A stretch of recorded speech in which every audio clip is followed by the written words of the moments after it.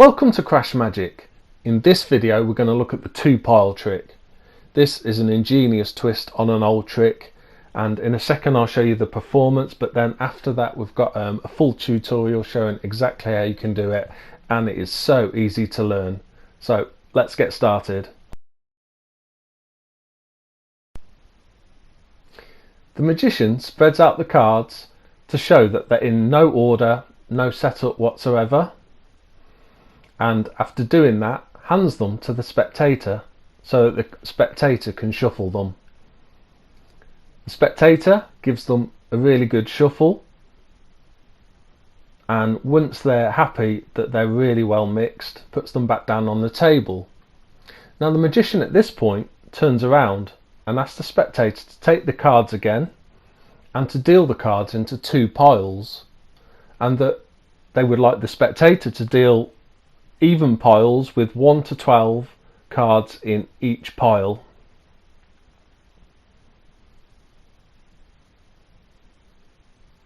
Once the spectator has finished dealing an even amount of cards into each pile, the magician then asks them to turn over the next card off the top of the pack and to remember this card. Then once they've remembered it, turn it back face down, select either of the two piles from the table and place it on top of the selected card. The magician then asks them to cover the other pile with their hand, so that once the magician turns around they won't be able to see how many cards are left in that pile. The magician then turns around, takes the pack and puts it behind their back and attempts to find the selected card of the spectator, even though they've no idea how many cards were dealt into each pile or what the selected card was. The magician brings forward the cards again and thinks they might have found the card and show it to the spectator. Unfortunately, they didn't get it right this time.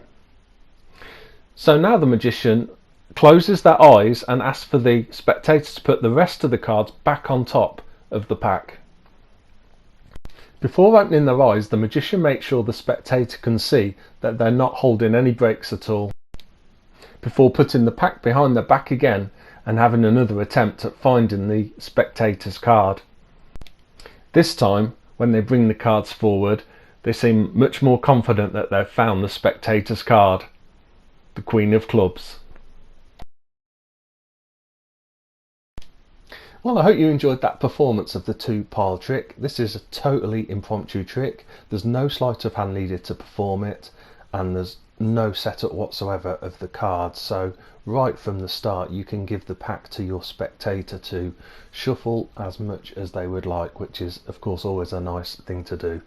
Once you've done that, you will turn around so you can't see and you ask your spectator to deal two piles of cards with the same amount of cards in each pile, up to 1 to 12 cards. So let's just do 3 this time.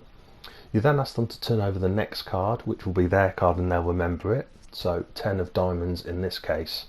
They then need to turn that face back down and you ask them to put one of the piles of cards on top of their selected card. Either of the piles makes no difference. I always then get the spectator to cover their other pile so that they know once I turn around I'm not attempting to count how many cards they've got. Then I put the cards behind my back, and under the guise of pretending to look for their card, behind my back I'm actually counting off 15 cards and reversing the order of them, as you can see here. So once we get to 15 we put them back on top of the pack with the order reversed, and then I turn back around and say, oh, I think I found your card here, and I just show them the top card, knowing full well that that isn't their card. So once we've done that, I then close my eyes and ask them to put the other pile on top. Obviously I close my eyes so that again they know I'm not counting or trying to count how many cards they've got in their pile. I also show them at this point I'm not holding any breaks or anything in the pack. So once they've done that, I will then put the cards behind my back again, and we just follow the same procedure in that we count 15 cards again.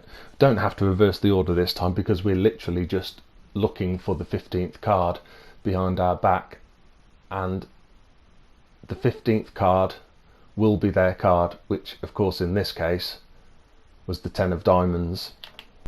So this is a great self-working trick where you're able to find the spectator's card without ever having seen it or knowing how many cards they dealt into each pile.